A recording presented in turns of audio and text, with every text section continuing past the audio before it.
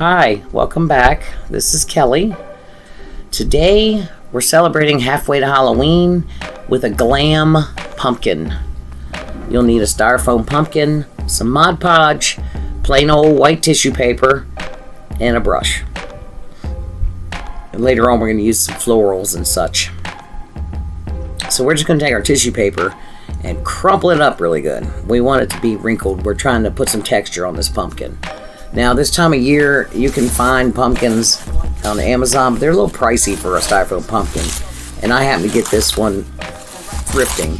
But if you happen to have a Halloween stash already, and you might have one of those carvable pumpkins from the Dollar Tree, that would work as well. But I just thought this one, it had a little bit of damage, a couple dents in it, and I thought, let's try this out. So get some texture on it and hide that. You can see the dent on the left.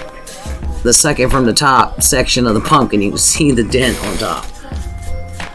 So we're going to apply some Mod Podge here.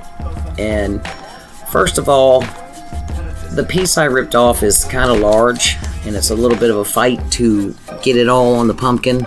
It'll go, but it'll be easier, especially if you're not used to doing decoupage, to rip them in smaller pieces.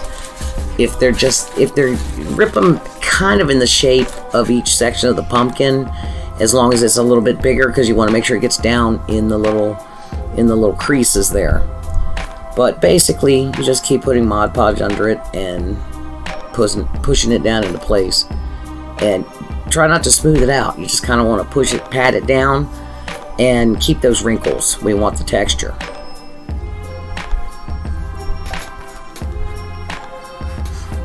So yeah, I am a Halloween fanatic. I just love it, and the opportunity to do halfway to Halloween, I definitely jumped on it. I'm hoping to do a wreath as well. I did the Creepster Easter mummy, that was fun, and so now I've got this going on. But I enjoy doing this. Oh, and another tip, you'll see that I went ahead and Mod Podged over top the center of the top. That's where the florals are going to go, and then I struggled to get the florals to push into the styrofoam. So leave that little center where you're going to put the florals uncovered. And if you do get something on there, you can always take a utility knife and maybe cut a few X's in there to help you get through it, and or get some kind of tiny screwdriver or a skewer or toothpick, anything like that, and poke your holes first if you need to. But if you keep the paper and Mod Podge off of there, you won't have the problem I did. So I make a mistake, so I can tell you what not to do. So I'm just taking the brush and pressing it in each crease. Just keep patting it down, get it into place. And then you see I put more than one layer in that top center, just not even thinking. I'll know better next time, that's for sure. So, Mod Podging away. I don't know why I'm showing you an hour of painting Mod Podge. And of course, once you get all the paper down, you want to put a coat on the outside. And let that dry. Let that dry good. I mean, overnight's not a bad idea. You want to make sure it's dry before you paint it. So that's all done, and then you'll see here it's dry, and I am using, this is Folk Art chalkboard paint that I am painting a coat of this black on here. And you just want to get it covered really well. Make sure you get in all the little crevices, and you might have to go over it a second time because you're going to miss some spots with all these with the texture bumps, for lack of a better word. You're going to miss some spots.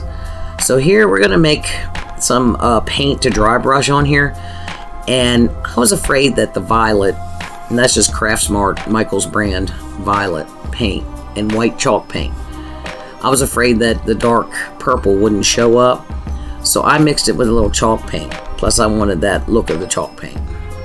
And now we've got a chip brush. You can find these cheap anywhere. And you just want to get brush on the paint on the tip, and you take a paper towel and you're basically going to wipe most of the paint off, because we just want a little bit, and then we just don't press really hard. You just I wouldn't even say rub, just kind of brush it gently across there, and you'll see how that purple is picking up the texture, and it turned out really pretty. I'm kind of out of frame a little bit, but you get the idea. So yeah, you want to make sure it picks up all of it. Look at that pretty color showing. Very nice. And then, yeah, then I have a coat of paint on top of the center. So that's like, I wonder why I can't get my florals in there. So there you go. Now that's showing where I got that purple to show. And then you also see the top where there's more damage, or somebody had something pressed in it or whatever, but the flowers are going to hide that. So we've got some purple and black flowers. I got those from Amazon. And that Halloween garland that was left over from last Halloween from Dollar Tree, and I just cut some pieces of that off and cut off little stems of flowers to put in there. Excuse my editing, I'm missing some stuff, and I had a mess, but I managed to get it together. So basically we're just going to push our florals in the top of the pumpkin. And I've already, like I said, I've kind of chopped it up because I was messing with it and fighting with it and poking holes in it. So I cut a lot of that out. You don't have to watch all that. I told you what not to do, so you're not going to have that problem. And I'm just putting back and forth between the black and the purple flowers. But yeah, Amazon has some cute flowers. I think I'll see if I can put the link in here. And they, like I said, they do have styrofoam pumpkins, but they're kind of pricey. But you can get them any time of year. So, but yeah, see if you can have one of those carvable pumpkins from Dollar Tree in your crafting stash. Yep, there we go. Some more editing. So you get the idea. You don't have to sit here and watch me put flowers in this thing all day. And then also, again, it's kind of cut up where I don't really show you, but the little pieces of the purple garland that I cut, I just glued them under the flowers to kind of poke out from the sides. You'll see that here in a few minutes. But it kind of fought with me a little bit. I managed to get it in there. But you could use, they do, I was wishing I had black moss. I'm like, God, I wish I had some black moss I could stick in here. And I didn't have any, but you can get it. Amazon had some black moss. I thought, well, that's pretty cool. Or if you have, Dollar Tree sells that, and again, you only get that at Halloween time, that creepy cloth, that black netty looking netty. It's kind of like black netting. Anyway, so you see there, I've got all the flowers in, and I've glued some of the pieces of the garland in there. It turned out really pretty. You'll see in the reveal, it'll look better. But yeah, you can use some of that creepy cloth to put around there, or you can just use Spanish moss. Why not?